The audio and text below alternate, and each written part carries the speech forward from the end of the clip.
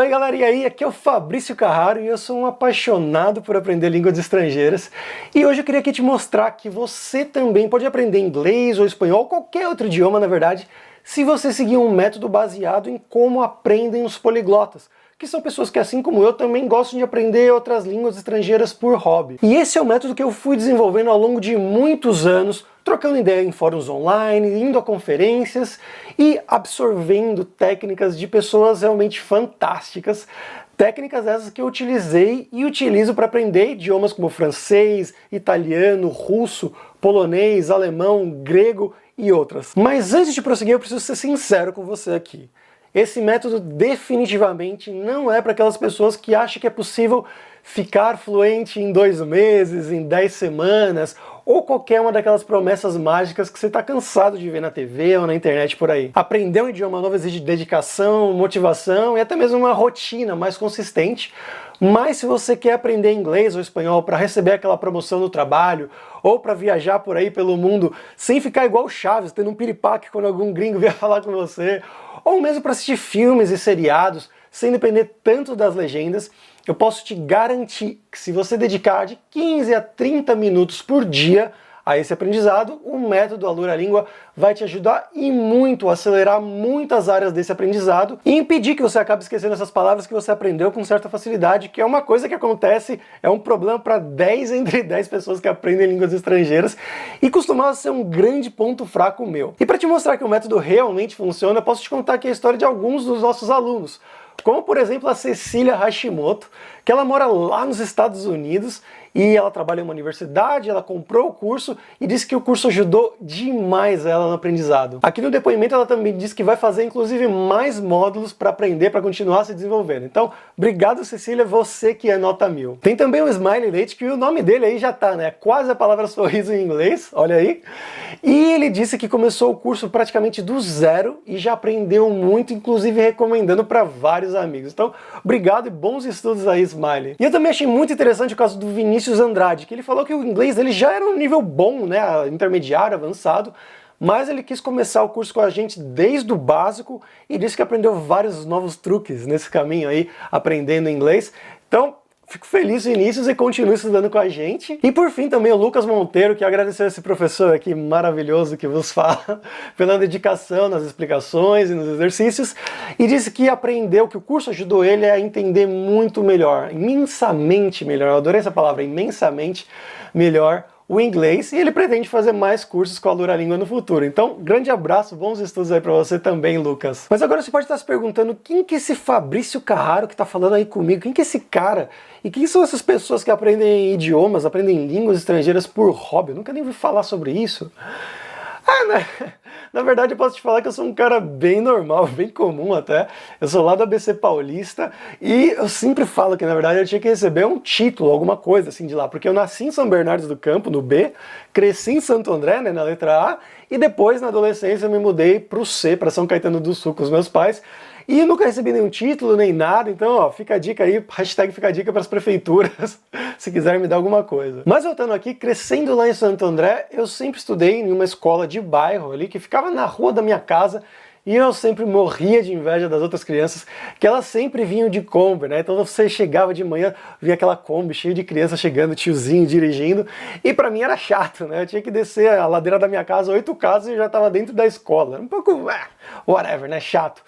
Mas foi exatamente nessa escola que eu tive o primeiro contato com pessoas falando algum outro idioma. E nesse caso eram até crianças. Isso foi lá pela 4ª ou 5ª série, que hoje em dia seria algo como o 5º e o 6º ano, se não me engano. E eu tinha alguns amigos lá nessa escola que eles eram um pouco mais playboyzinhos do que os outros.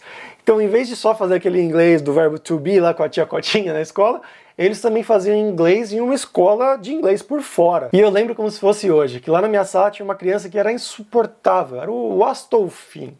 Era aquele que era o mais playboyzinho da sala, o mais riquinho, que fazia bullying com todo mundo. Todo mundo conheceu um Astolfinho na escola, né? Se você conheceu, se você conhece um Astolfinho da sua época de infância, me dá um high five virtual aí. Enfim, o Astolfinho, ele estava lá na sala de aula um dia, e ele queria falar alguma coisa, algum segredo pro Juvenalzinho. Os nomes são fictícios, mas as pessoas são verdadeiras, eu prometo. Ele queria contar algum segredo ali pro Juvenalzinho, e em vez de simplesmente fazer como todas as crianças, né, escrever um bilhete, tentar lá dar meio que em segredo, ou então pedir para alguém passar esse bilhete para a pessoa, não, ele sentava do lado do Juvenalzinho, então ele olhou pro Juvenalzinho e começou a falar em inglês. E o Juvenalzinho respondeu em inglês. Pra mim, naquele momento, o tempo parou. Eu ficava olhando aquela dança lá, o Astolfinho falando uma coisa em inglês, o Juvenalzinho respondendo em inglês. E eles eram crianças da minha idade, estava na quarta, quinta série. E eles tinham uma língua secreta que só os dois entendiam. E isso foi meio que um momento mágico pra mim, que eu já odiava esse Astolfinho. E agora eu odiava ele ainda mais, porque agora eu tava com inveja que ele tinha uma língua secreta que ele sabia falar em inglês, que era a língua, sei lá, do Spice Girls e do Bon Jovi. Eu era uma criança com uns gostos bem ecléticos. O meu próximo contato com idiomas estrangeiros depois disso daí foi um pouco mais lúdico, por assim dizer, que foi alguns anos depois dessa história do Astolfinho e do Juvenalzinho, que era a época que todo mundo era fanático, viciado, jogava PlayStation 1, claro, PlayStation 1, e todo mundo jogava um jogo de futebol que era o Winning Eleven 2000, que na verdade todo mundo chamava de Win Eleven, porque ninguém sabia, nenhuma criança sabia falar inglês além do Astolfinho e do Juvenalzinho. E o jogo era realmente fantástico, tinha vários times do mundo, tinha todas as seleções mais importantes, então Brasil, Itália, Alemanha, Portugal e assim por diante.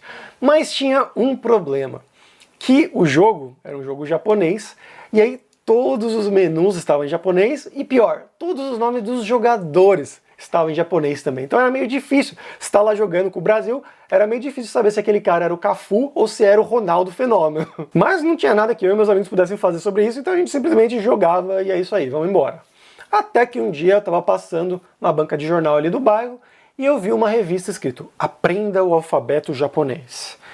E aí eu meio que tive um déjà vu daquela história do Astolfinho e do Juvenalzinho, que eu falei, uau, será que eu também posso ter uma língua secreta? E a minha língua secreta vai ser o japonês agora?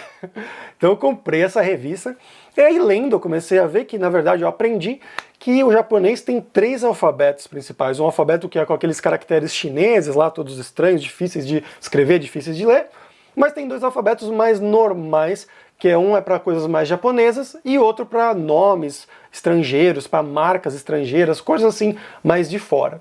E essa revista que eu comprei, ela ensinava esse alfabeto de palavras estrangeiras, por sorte, que era com esse alfabeto que eles escreviam os nomes dos jogadores lá. Então eu li na revista, comecei a reconhecer, falei, ah, tem esse símbolo ali, isso aqui é um Rô, esse aqui é um Na, esse aqui é o Do, e assim por diante. Então eu comecei, estudei aquela revista de cabo a rabo, fui lá no jogo e passei as próximas semanas traduzindo. Então eu olhava ali o caractere Rô, Na, Ru, Do. Então eu apagava tudo que estava em japonês e escrevia de novo no alfabeto latino. Ronaldo, aí outro, Cafu. Ia lá, apagava, escrevia Cafu. E lógico que eu não aprendi japonês, é óbvio que eu não aprendi japonês, porque esses foram só alguns contatos que me fizeram talvez entender que, línguas estrangeiras são legais, outras culturas são legais, mas nessa época eu malemar falava português. Eu odiava as aulas de português, de gramática da escola. Inclusive até o final do colégio eu passei odiando as aulas de gramática de português. Mas passaram alguns anos e aí meus pais tiveram condições de me matricular numa escola de inglês realmente, mas era uma daquelas escolas que você fica sentado lá durante 6 ou 7 anos, 2 vezes por semana, numa sala de aula com 20 outros adolescentes, e aí você vai lá e volta para casa, você não aprende realmente muito bem, você não conversa, você não usa tanto, mas pelo menos com alguns desses conhecimentos que eu adquiri de lá, de gramática, dessas coisas, misturado com coisas que eu gostava de fazer, que era, essa época foi a época que começou a surgir a internet no Brasil. Então eu ia lá e olhava uma música que eu gostava, eu podia ir no Google, não tinha nem Google, era KD, mas depois foi Google, enfim. Eu podia ir lá e olhar a letra da música original em inglês, ou então ver algum filme com legenda em português, claro, mas tinha um contato e eu reconhecia uma palavra ou outra. Ou principalmente, eu jogava jogos, muitos jogos de videogame, que eu queria saber um pouco mais da história. Então às vezes eu parava ali no diálogo, não tinha voz, né, era só texto. Parava ali o diálogo e ia lá procurar alguma palavra que eu não conhecia, anotava para ver depois. E também comecei a bater papo online com estrangeiros, que tinha Mir, que tinha ICQ, MSN. Nessa época eu comecei a bater papo com uma galera e conhecer as culturas deles, conhecer como que era a vida nos países deles. Fiz alguns amigos de fora. E não dá pra dizer que meu inglês fosse uma coisa minha, nossa, puxa vida, que inglês maravilhoso nessa época, não. Mas com tudo isso daí, com esse contato um pouco mais frequente, eu conseguia já me virar relativamente muito bem. Com erros, com sotaque, não importa. Mas conseguia me comunicar, que é o intuito de uma língua, né, na verdade. Mas mesmo assim, né, você sabe como que é. Inglês era sempre meio que uma língua obrigatória. E mesmo eu adorando isso tudo que o inglês me proporcionava, de poder conversar com essas pessoas, conhecer essas culturas, jogar os meus jogos de videogame preferidos, ouvir as minhas músicas e assim por diante, não era realmente a minha paixão. A minha paixão sempre foi o italiano. E isso, na verdade, eu acho que vem lá da minha época de criança, que eu tinha minha nona Antônia, que ela é de família italiana e ela cresceu em uma colônia italiana, lá em Serra Negra, no interior de São Paulo. E aí eu lembro que eu sempre, morava em Santo André, eu ia todo domingo na casa dela, eu adorava essa coisa de ir no domingo na casa da minha nona para comer aquela polenta maravilhosa, polenta bolonhesa, o nhoque bolonhesa, que ela fazia a massa do começo, do zero mesmo, fazia a massa pra gente comer. Tô ficando até com fome, vou parar de falar que eu tô ficando até com fome aqui. Mas nessas conversas, nesses almoços aí de domingo na casa da nona, ela sempre me ensinava algumas palavrinhas que ela lembrava da infância, que ela não falava italiano, ela é brasileira, cresceu no Brasil, mas lá na colônia tinha muita gente que falava, os mais velhos principalmente, que falavam italiano, e ela me ensinava umas palavrinhas.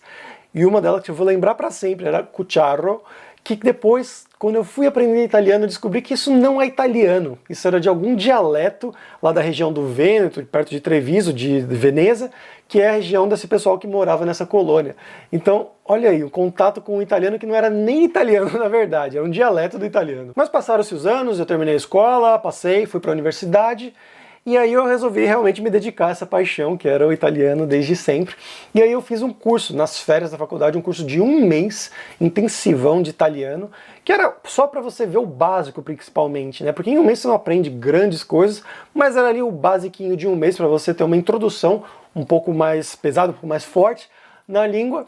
E aí depois eu continuei os meus estudos, via filme atrás de filme, e aí eu tentava ler alguns livros em italiano, claro que não conseguia tão bem, mas já tentava, anotava palavras que eu não conhecia, e ouvia música sem parar, música italiana sem parar. Sério, os meus pais não aguentavam mais ouvir Andrea Bocelli, e Ligabue, Laura Pausini, essas coisas, de tanto que eu tocava.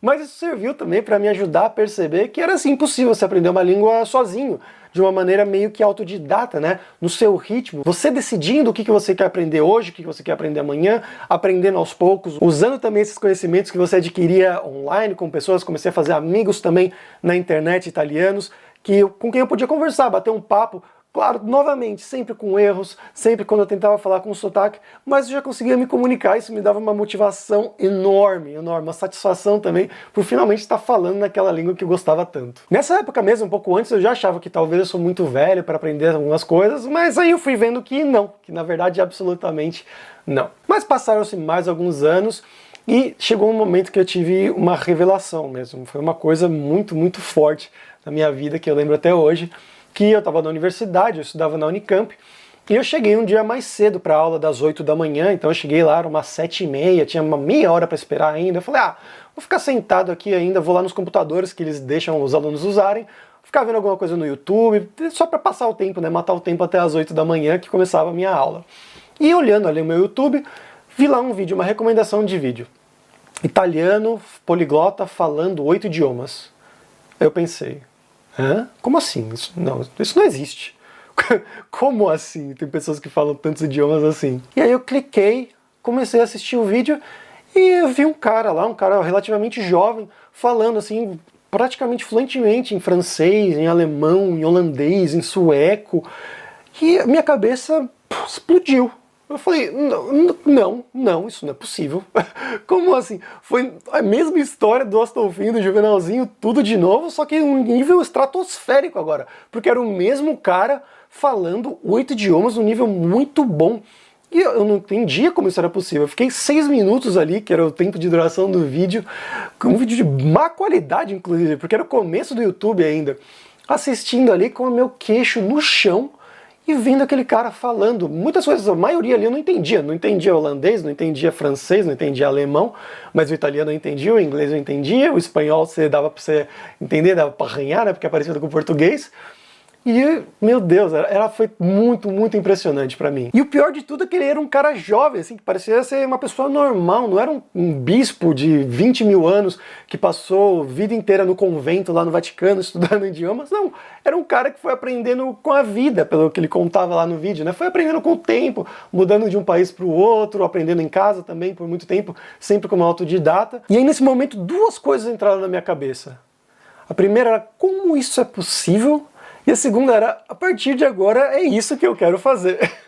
Porque eu fiquei realmente impressionado, eu tive uma revelação naquele momento. Então, esse pequeno videozinho de 6 minutos, que por acaso, de um dia que eu cheguei mais cedo na universidade, mudou completamente o meu futuro. Depois disso eu comecei a fuçar muito na internet e descobri que tinham fóruns de pessoas assim, poliglotas, pessoas que aprendem muitos idiomas, e não era só aquele italiano, tinha várias pessoas nesses fóruns que aprendiam múltiplos idiomas só por hobby mesmo, porque gostava de viajar, gostava de conhecer outras culturas, de ler livros em outras línguas, talvez até, mas não era por motivo acadêmico, não era por motivo profissional, era só por hobby mesmo, porque gostava daquela coisa, daquele contato. Tem uma frase até famosíssima do Nelson Mandela que fala um pouquinho sobre isso, que era: se você fala com uma pessoa em uma língua que ela entende, essa mensagem vai para a cabeça dela.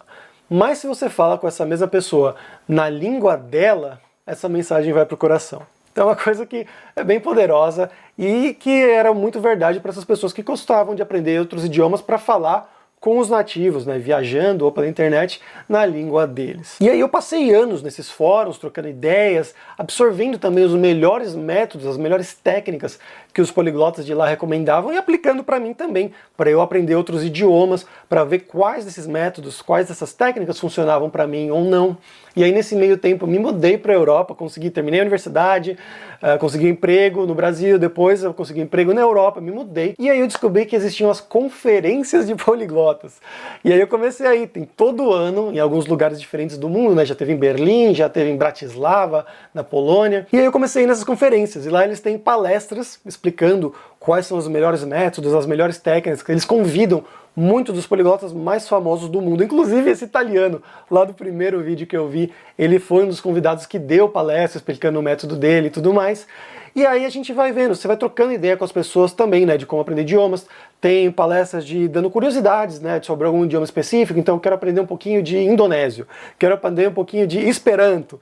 Então você vai lá, fica uma hora, a pessoa te explica um pouquinho, mas também sobre várias técnicas, e isso tudo você vai absorvendo, e você vai treinando, e você vai praticando, botando à prova mesmo, para ver qual funciona melhor para você, porque não todos vão funcionar bem para você, pessoas são diferentes, é claro. E são conferências com mais de 400, 500 pessoas, claro que não todos falam 8, 10 idiomas, a maioria fala ali uns 3 ou 4, mas é muito legal para você trocar ideias, que tem pessoas super legais ali, que têm os mesmos interesses que eu, no caso, né, que você talvez também, mas que tinham os mesmos interesses que eu, eram pessoas que viajavam bastante, gostavam dessa coisa um pouco mais do mundo, por aí, de conhecer outras culturas, então é sempre bom. E aí, juntando todos esses conhecimentos, eu fui desenvolvendo o meu método, que é um método que eu utilizei e ainda utilizo para aprender idiomas, línguas como francês, russo, polonês, alemão, grego, pelo menos no nível conversacional, né, que é o nível que você já consegue trocar uma ideia bem, talvez você não é hiper fluente, mas você consegue trocar uma ideia simplesmente naquela língua, consegue viajar no país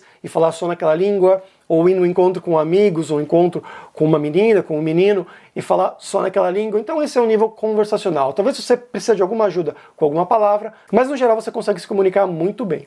E também outras línguas que eu tenho no nível um pouco mais básico, que eu tenho que dedicar mais tempo para elas, se eu quiser deixar elas no nível mais conversacional, que são o romeno, servo-croata, holandês e o hebraico. E esse mesmo método que eu desenvolvi, eu usei também para ensinar alguns amigos que sempre me pediam: Fabrício, pode me dar uma aula, pode me ajudar a aprender alguma língua, português ou alemão, seja lá o que for. Inclusive uma grande amiga minha italiana que ela queria aprender o português, e eu comecei a ensinar ela usando os meus métodos. E tem um vídeo até no meu canal no YouTube, que é Fabrício Carraro, meu canal pessoal do YouTube, se você quiser buscar lá, que eu fiz um vídeo explicando um pouquinho desse processo, como que foi com ela, e no final tem um pouco da gente falando em português depois de um mês e pouco, que a gente estava estudando juntos, usando esses métodos, falando em português. E é lógico, ela cometia erros, ela esquecia a palavra, engasgava, não era tão fluente, mas era uma conversa relativamente boa para depois de um mês só aprendendo uma língua que ela não conhecia. Então fica aqui um trechinho para você. O que você acha? Melhor falar só ou também escrever? Isso depende do que você quer, como você quer usar a língua, na verdade, né? Então, Não, eu prefiro falar mais, porque eu gosto mais de falar e não acho que eu vou escrever muito, mas também eu gostaria de saber como escrever as coisas. ótimo. Mas bom, imagina que agora você esteja curioso e eu posso te explicar um pouquinho mais como é que funciona esse método. O método Alora-Língua ele é baseado em 5 pilares principais. O primeiro deles é frequência e relevância das palavras de um idioma. O segundo deles é o vida real, então diálogos reais com contexto. O terceiro deles é comprehensible input, com traduções naturais e literais. O quarto deles é Spaced Repetition, que é a repetição espaçada, e o quinto deles é a prática desde o começo. E eu vou te explicar esses 5 pilares um a um. Então vamos começar aqui com o primeiro, que é a frequência e relevância das palavras aprendidas. Que esse é um clássico, que você já deve ter passado por isso, que você vai naquela escola lá de inglês, e aí passa o professor ou a professora com aquelas listinhas maledetas, a listinha das cores, todas as cores, ou a listinha de todas as partes do corpo humano, ou todos os animais no zoológico. Então, imagina, você é um aluno iniciante de inglês, de alemão, não importa, e para que diabos você precisa da palavra rinoceronte? Me diz, sério. Ou da palavra púrpura, ou da palavra, não sei, cotovelo. Para que você... São palavras que a gente mal usa em português no dia a dia, a gente não usa. Qual a frequência que você usa essas palavras em português? E já estão te passando uma listinha para você decorar uma lista com todas as partes do corpo humano, com todos os animais do zoológico, com todas as cores. Qual que é o sentido disso? Me fala, porque eu não entendo realmente. E é por isso que a frequência das palavras é tão importante, porque aí você pode aprender primeiro as palavras que você tem mais chances de usar, seja na fala, comunicando, ou seja reconhecer quando alguém, ou quando alguma pessoa, algum gringo, falar com você, você reconhecer, ah, é aquela palavra lá. Então, faz mais sentido, né? Em vez de você aprender logo o rinoceronte, logo de cara, aquela listinha com todos os animais, a girafa, é melhor você começar com os animais mais frequentes, talvez cachorro, gato, ou um peixe também, né? Que o peixe aí já entra como comida também. Em vez de você aprender as cores como púrpura, como cinza, que você não usa tanto, talvez seja melhor no começo você aprender palavras como branco, preto, ou então vermelho, que aí branco, preto e vermelho já é tricolor, e eu sou São Paulino, fica melhor ainda. Ou verde, se você for palmeirense, sei lá, alguma coisa nesse sentido. E aí a gente pode deixar o rinoceronte e o cinza e o cotovelo mais pra frente quando você já conhecer outras palavras mais importantes do que elas. E aí você pode me perguntar, mas Fabrício, como que eu vou saber quais são as palavras mais frequentes de uma língua?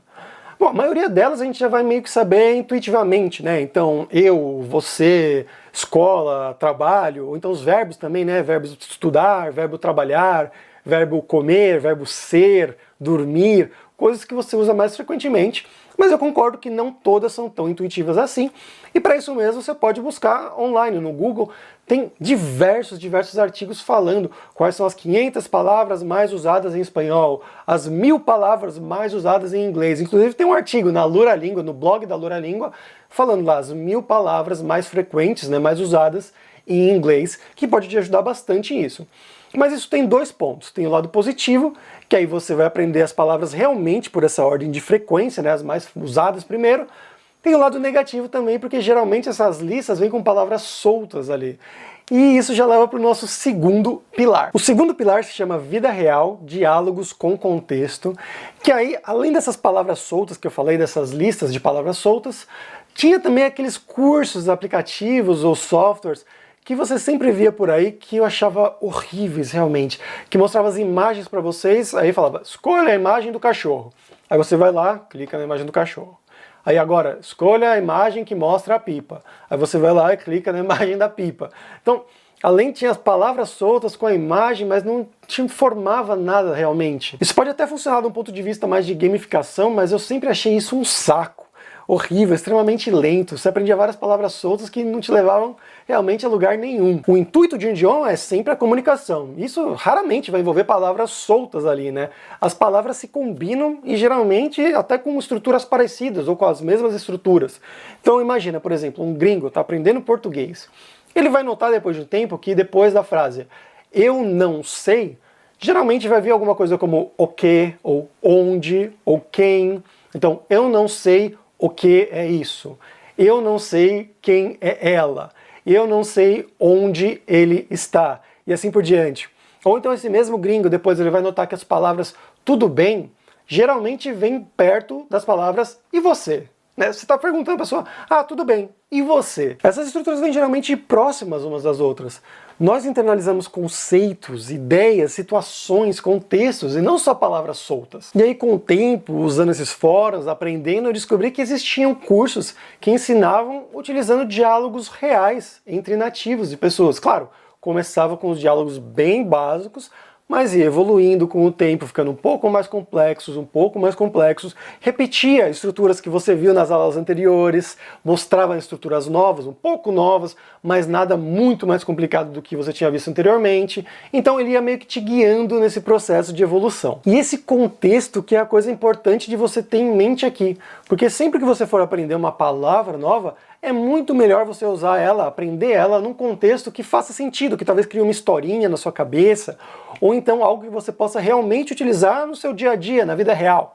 Então vamos supor que você quer aprender a palavra assento em inglês, né? Assento de se sentar mesmo. Então você quer aprender essa palavra em inglês. É sempre melhor você aprender uma frase, por exemplo, esse assento está livre? Ou então, em que assento você está sentado? E isso nos dá a oportunidade também de conhecer palavras novas, se você não conhecesse a palavra assentado, por exemplo.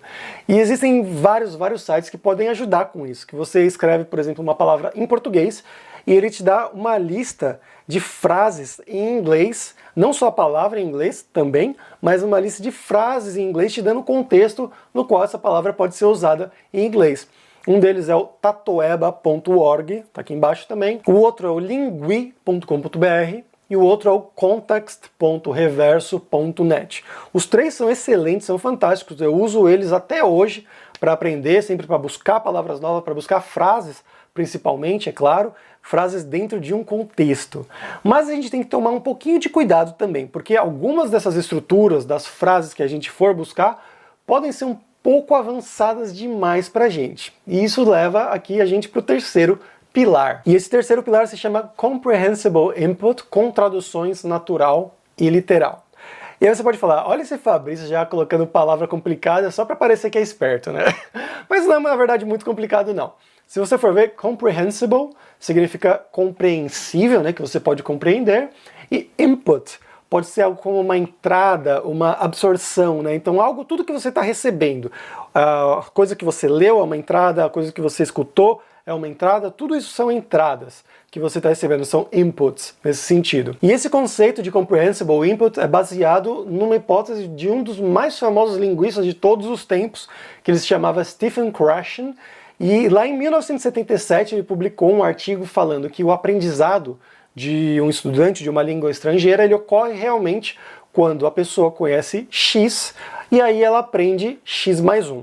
Ou seja, a distância entre o que você já conhece e o que você aprendeu não é muito longa, não é muito distante, não é muito grande. Então de X para X mais 1 mudou um pouquinho só, não mudou grandes coisas. Tentando trazer isso mais para o nosso mundo real aqui, imagina que eu vou te colocar num avião para a Sibéria amanhã, vou te trancar num quarto lá, não vai ter nada no quarto, só uma cozinha e um rádio AM, não vai ter TV, internet, nada, só um rádio AM e FM. Que dureza, hein? Mas é isso, você vai ficar lá ouvindo rádio o dia inteiro, 24 horas por dia ouvindo rádio em russo no meio da Sibéria, e você pode ficar 1 ano, 2 anos, 10 anos lá que você não vai aprender russo.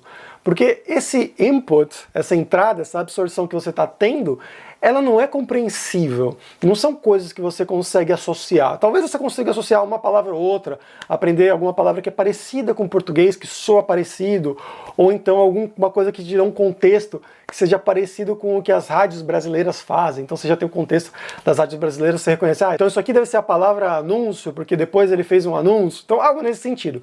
Mas você não vai realmente aprender a língua russa só ouvindo um rádio sem ter contexto nenhum.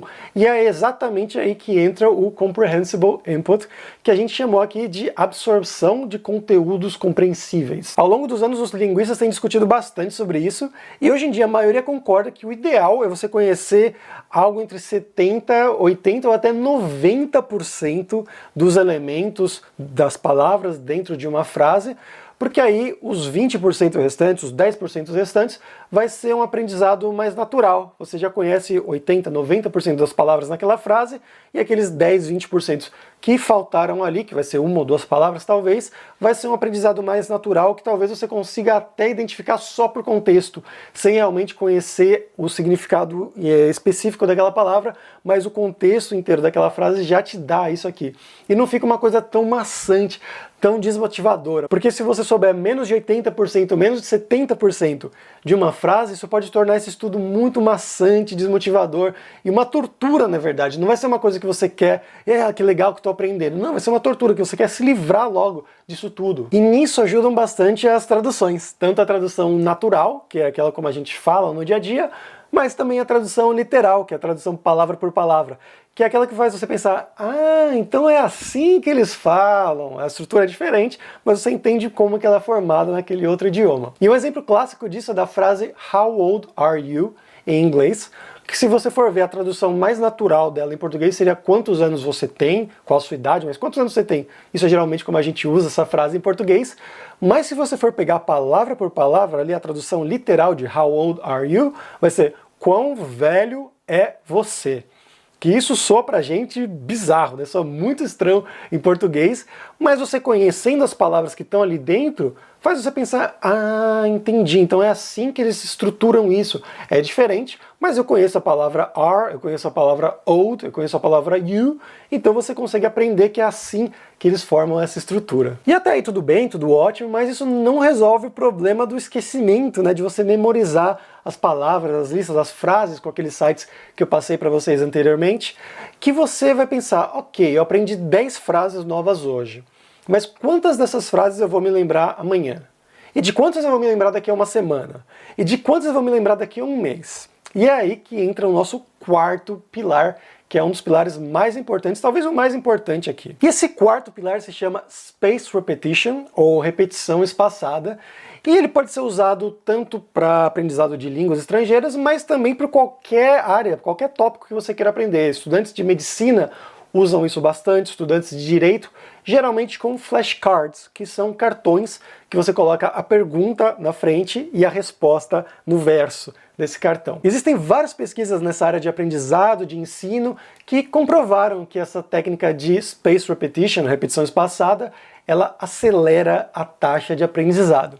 Uma das principais dessas pesquisas, eu vou até ler o nome aqui para não cometer nenhuma gafe, então é The Right Time to Learn, Mechanisms and Optimization of Spaced Learning, que ela foi publicada em 2006 na revista Nature Reviews Neuroscience, que é uma das revistas de neurociência mais famosas aí do mundo, da revista Nature, né? E a base dessa técnica de repetição espaçada é a seguinte: imagina numa situação mais cotidiana, que você vai numa festa, um churrasco com o pessoal no final de semana e sempre tem aquelas 5, 10 pessoas que você não conhece, que você tem que cumprimentar, e você fala, prazer, Fabrício, prazer, Letícia, e daqui 5 segundos você esqueceu o nome da pessoa. Eu sou péssimo realmente com nomes, então pra mim isso aqui é um pesadelo, na verdade. Então a menina fala, prazer, Letícia, e pra mim entrou no ouvido, saiu pelo outro, nunca mais vou lembrar disso. Mas aí no final de semana seguinte eu vou num outro churrasco dessa mesma galera e eu vejo aquela pessoa lá que, puta, eu conheço. Aí eu pergunto pro meu amigo, como é que era o nome dela mesmo? Ele, Letícia. Eu, tá, Letícia e tal. E aí eu vou num outro churrasco daqui a um mês. E aí, com o tempo, você vai memorizar o nome daquela pessoa de um jeito ou de outro, porque ela está sempre ali. Você está sempre tendo um input, né, uma entrada aqui, te reforçando, te relembrando que aquele é o nome daquela pessoa que você tem que associar com aquele rosto, que é a Letícia. E pode ser que você volte a esquecer o nome dela, se ela parar de aparecer nas festas da galera, depois de 2 anos, fala, puta, como é que era mesmo o nome daquela menina? Porque você ficou muito tempo sem ter essa entrada, né? Sem ter esse input, que você falava, puta, aquela é a Letícia. E se a gente quiser trazer isso agora mais para o mundo de aprendizado de línguas estrangeiras, vamos supor que você quer aprender a palavra vermelho em inglês. Então você vai ter um card ali, um flashcard, que na frente vai estar escrito a palavra vermelho e atrás vai estar escrito em inglês, né, que vai ser red em inglês. Então beleza, você tem ali 4 montinhos, né, 1, 2, 3, 4. Você aprendeu essa palavra hoje, aí você vai ver isso de novo amanhã, você vai falar, ok, isso foi muito fácil de lembrar, que vermelho é red, ou então foi médio, ou foi difícil, ou eu errei, eu não consegui lembrar de jeito nenhum que vermelho era red. E aí você vai fazer isso manualmente, você pode ter realmente 4 caixas com cards aí, mas a gente está no século XXI, já tem algoritmos que fazem isso. Então tudo bem, você está lá, adicionou esse flashcard com a palavra vermelho, red, ali que você quer aprender, e você achou muito fácil. Então o algoritmo decide que ele vai te mostrar essa palavra de novo daqui a 4 dias. Passaram-se 4 dias, vai lá, o algoritmo te mostra, vermelho. Aí você lembrou também, muito fácil. Ah, vermelho é red, tranquilo, muito fácil. Então agora ele não vai te mostrar de novo daqui a mais 4 dias. Ele vai te mostrar daqui a uns 10 dias, 15 dias. Aí passaram-se 10, 15 dias, o algoritmo te mostra de novo aquele ali vermelho e você fala, pá, fácil, vermelho é red. Clica muito fácil de novo.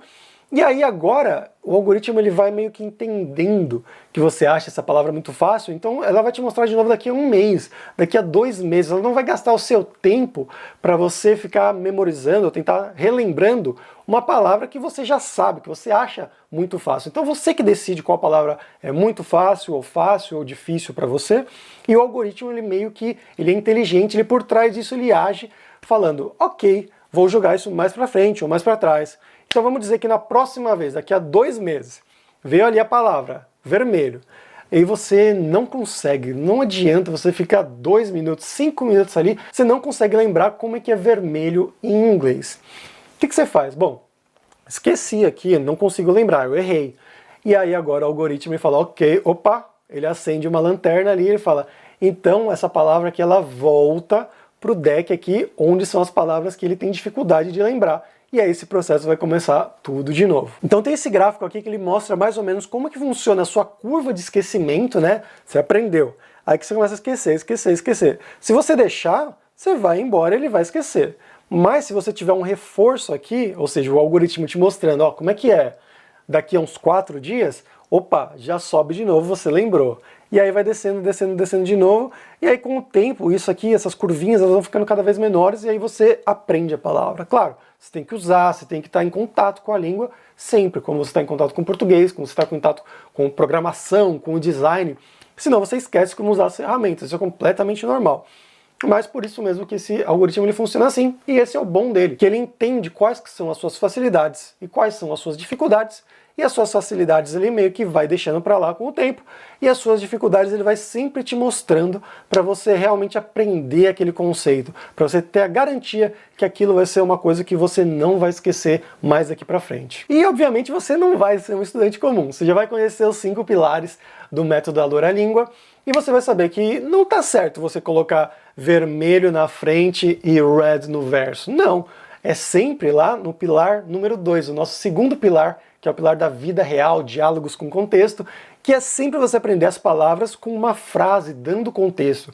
Então, em vez de colocar na frente só vermelho, você pode colocar Ferraris são carros vermelhos, algo nesse sentido.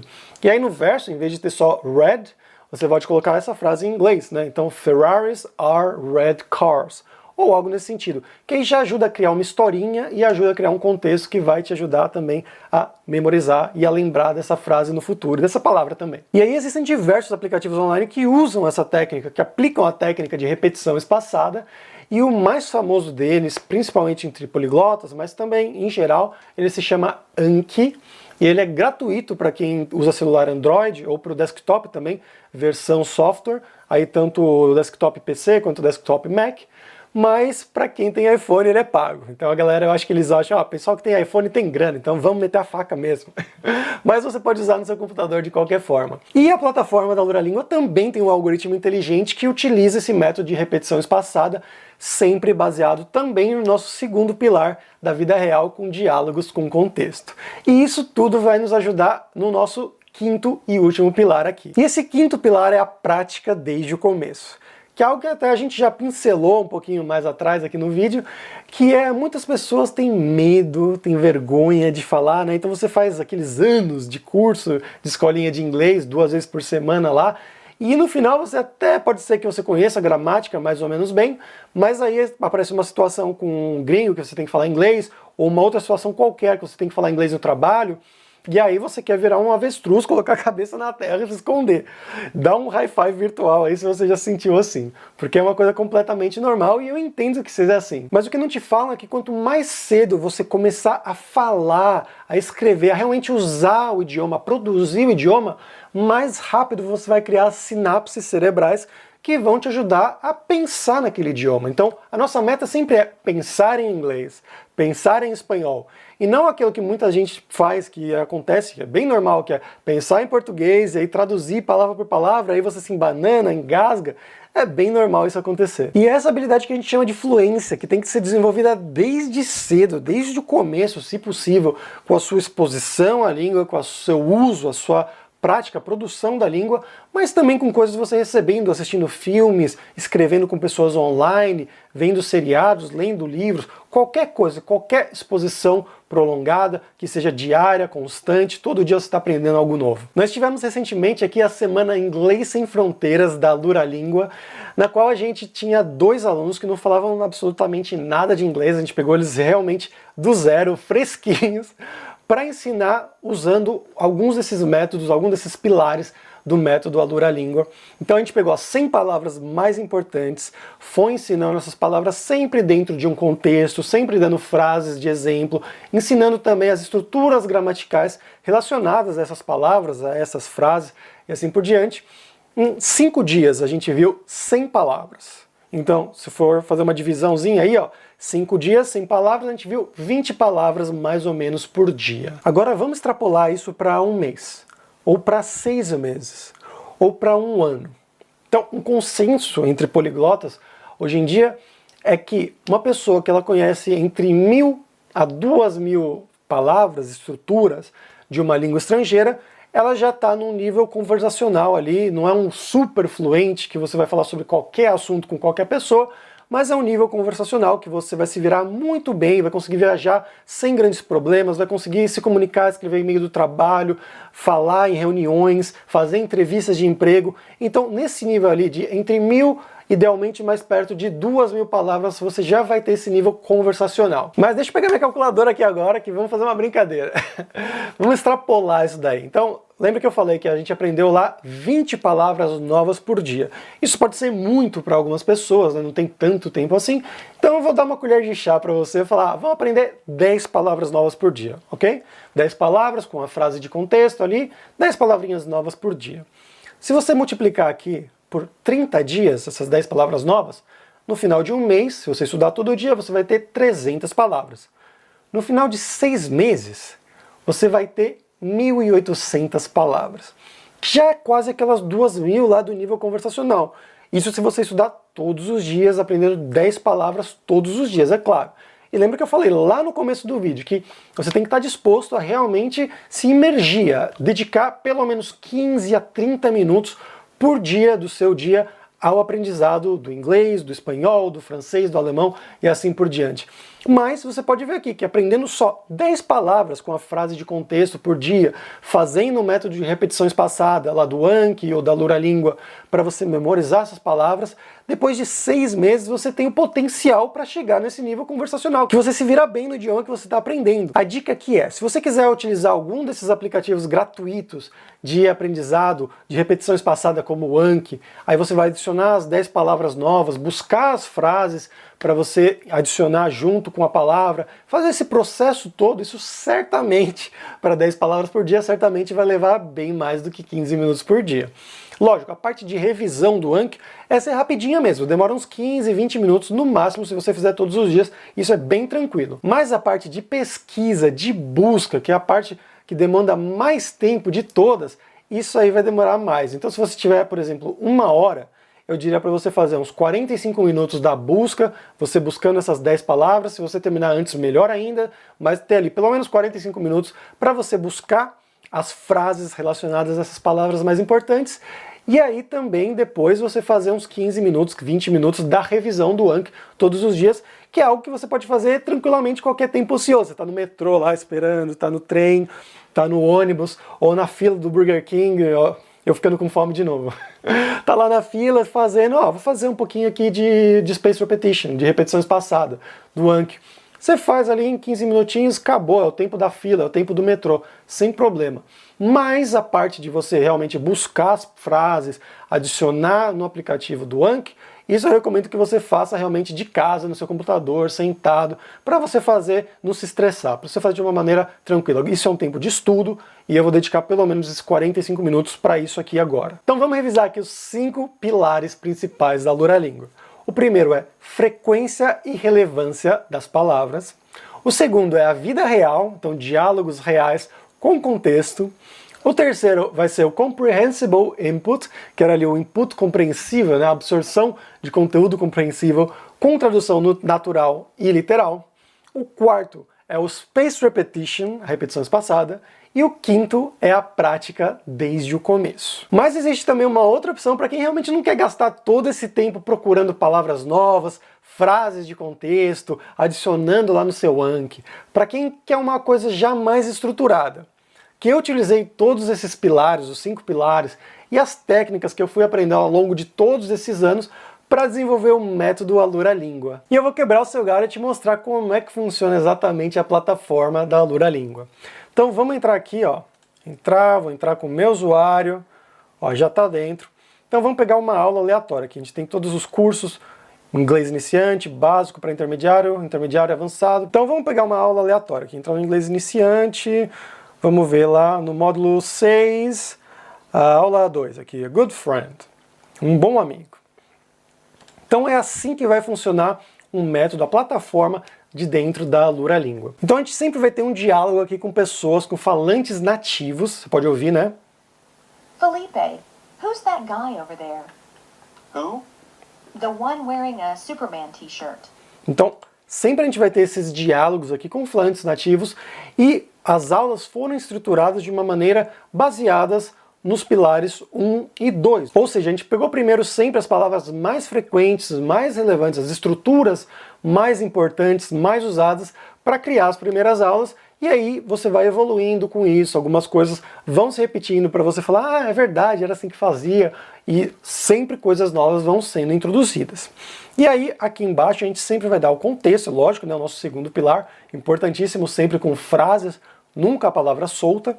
E aqui embaixo você vai começar a ver o diálogo original, o texto do diálogo original em inglês, né? Então aqui as frases, você pode ver aqui também a tradução natural e também, ó, tradução literal. Em algumas frases vão precisar, vai ser mais importante. Aqui não tem, porque isso aqui é bem lógica, bem óbvia, né? Bem direta, mas várias delas, como essa antepenúltima aqui, vão precisar de uma tradução literal para te ajudar no terceiro pilar do Comprehensible Input. Então se você abrir aqui, vai dar tradução literal, né? Essa é a tradução natural, né? Oh, do you think so? Você acha? Do you want me to introduce you? Você quer que eu te apresente? E aí a tradução literal vai ser Oh, do you think so? Você acha assim? Então tem esse so ali. E do you want me to introduce you? Você quer me apresentar você? É assim que eles falam, é assim que a estrutura é desenvolvida em inglês. Isso aqui é só para você dar uma ajudinha ali e falar, puta, é assim que funciona essa estrutura realmente, eu conheço as palavras e agora eu sei que é assim que funciona a estrutura. E além disso, sempre que for necessário também a gente vai ter as notas gramaticais aqui. Então nesse caso, aqui a nota gramatical é sobre o advérbio so na frase do you think so. Então ele explica muito bem, você pode ver aqui alguns outros também tem notas gramaticais, mostrando os pontos gramaticais mais importantes dessa aula. E aí depois a gente vai ter a explicação, aqui a aba de explicação, que é esse instrutor maravilhoso que vos fala, vai explicar os pontos gramaticais mais importantes. Então além de ter essa parte aqui mais escrita, também vai ter uma explicação mais falada, com slides explicando, dando outros exemplos, sempre que for necessário para você realmente internalizar aquele conceito. E aí aqui começam os nossos flashcards, que são os exercícios de cada aula que você vai vendo, vai ter que preencher, praticando a fala, praticando as produções mais importantes, né? A produção escrita, a produção de fala, que aí você vai analisar se isso foi muito fácil, se foi difícil, se você errou. Então, aquelas coisas do algoritmo de repetição espaçada que a gente falou lá no quarto pilar. E aqui, sempre vai ter essa atividade reforce o seu aprendizado. No final de cada aula vai ter essa atividade aqui, que ela é exatamente o nosso algoritmo inteligente de repetição espaçada lá do quarto pilar, que essa aqui são atividades, olha, fala, você tem mais de 100 atividades para rever. Você tem que fazer diariamente um pouquinho, né, para isso não se acumular muito. Mas é isso aqui exatamente, são exercícios, são flashcards de aulas anteriores que você achou fácil, ou muito fácil, ou médio, ou difícil, e aí o algoritmo inteligente internalizou isso, entendeu, e ele está te mandando para depois. Então, cada conceito aqui é aprendido e tem que ser certamente aprendido, você tem que saber aquele conceito bem. E o algoritmo vai te ajudar com isso, o algoritmo inteligente vai falar, ok, esse conceito ele sabe melhor, então ele pode ver isso aqui depois, daqui um mês, daqui 2 meses. Esse conceito aqui, ele não sabe muito bem. Ou ela também, não sabe muito bem. Então, vamos mostrar para ele ou para ela amanhã, ou depois de amanhã, então um pouco mais próximo. Então, sempre focando naqueles pontos que eu expliquei para vocês lá no quarto pilar de repetição espaçada. E cada nível vai ser composto por 30 dessas aulas. E a gente sempre vai estar adicionando coisas novas aí para te ajudar a praticar, cursos novos, vai ter curso novo de inglês também, ó, um segredo aqui, só estou contando para vocês. E vamos voltar lá para o Good Friend, vamos voltar lá dentro da aula, que se você tiver alguma dúvida durante o exercício, você também pode escolher discutir no fórum. A gente tem o fórum que é só para alunos, então os instrutores estão lá respondendo as suas dúvidas e outros alunos também estão lá para te ajudar a resolver essas dúvidas. Você entra aqui, ó, escreve, ó, não sei porque, blá blá blá, e dá detalhes da dúvida, e aí você escreve, vai estar lá no fórum, e em pouco tempo algum instrutor ou algum outro aluno vai te ajudar nesse processo. E você que tem celular Android, também tem aplicativo da Luralíngua para você poder fazer as suas repetições espaçadas, poder fazer o seu estudo mesmo de uma aula completa, se você quiser, no celular, no metrô, onde você estiver. E bom, eu sei que agora você pode estar pensando em uma daquelas desculpas mais clássicas de por que as pessoas não aprendem inglês ou espanhol, seja lá o que for, que é mas eu não tenho tempo, ou então, mas eu sou velho demais para isso, ou eu acho que eu só conseguiria aprender com um professor físico e não com um professor online, isso aqui autodidata é muito difícil para mim. Bom, sobre o tempo, eu espero já ter te mostrado aqui que usando a plataforma da Luralíngua você vai, na verdade, estar economizando tempo. Tempo que você gastaria achando as palavras mais frequentes, procurando as frases relacionadas às palavras, adicionando no seu aplicativo de flashcards, de Spaced Repetition. Então, a plataforma da Luralíngua ela já é organizada, já é estruturada, e o que você tem que fazer é 0 de trabalho braçal. É só entrar lá, fazer a aula do dia e também fazer, é claro, diariamente as revisões do nosso algoritmo inteligente de repetição espaçada que a gente viu lá no quarto pilar. Mas bom, não foi só a Cecília, o Vinícius, o Lucas e o Smiley que gostaram de fazer os cursos da Luralíngua. Tem centenas de outros alunos que também gostaram muito e deixaram depoimentos pra gente, que eu vou deixar alguns deles aqui popar na tela para vocês verem o que eles falaram, do que eles gostaram mais de fazer, como eles aprenderam o método, como eles utilizaram na vida e de como isso ajudou eles, tanto na vida pessoal, de viajar, de morar em outro país, mas também na vida profissional, de você conseguir um outro emprego, você conseguir escrever, fazer reuniões no trabalho e assim por diante. E eu preciso te falar aqui que a matrícula na plataforma da Luralíngua vai te dar direito a fazer todos os cursos de qualquer língua, seja de inglês ou de espanhol, de qualquer nível, você vai ter acesso a todos os cursos atuais e também aos futuros que forem lançados enquanto você for aluno também. E, claro, você vai ter acesso ao fórum de dúvidas especial para alunos, que vai ter os instrutores lá, como eu falei, e outros alunos respondendo as suas dúvidas. Seja sobre algo que você aprendeu na plataforma da Luralíngua, mas também, se você tiver alguma dúvida em geral, que você viu em algum filme, algum livro, conversando online com alguém, você também pode colocar lá que com certeza o pessoal vai estar lá para te ajudar. Então, se você quer aprender inglês e espanhol de uma vez por todas, para conseguir aquele trabalho, aquela promoção, ou mesmo para viajar e não ficar com medo, com vergonha de falar com as pessoas, clica nesse botão aqui embaixo e faz a sua matrícula agora mesmo. O acesso é imediato e você vai receber um e-mail nos próximos minutos já, com login e senha para você poder acessar a plataforma e começar a estudar usando o método Luralíngua. Além disso, nós confiamos tanto no nosso método que a gente dá uma garantia de 7 dias para cancelamento. Então, se você comprar e não gostar, você pode cancelar, mas é claro, você vai perder o acesso à plataforma, vai perder o acesso ao fórum de dúvidas com os instrutores e com os outros alunos, mas eu prometo que você não vai querer fazer isso. Então eu vou ficar aqui à espera do seu depoimento na nossa plataforma ou nas nossas redes sociais de quando você já estiver se comunicando bem em inglês ou em espanhol. Então, bons estudos, meus caros. Até a próxima. Tchau, tchau.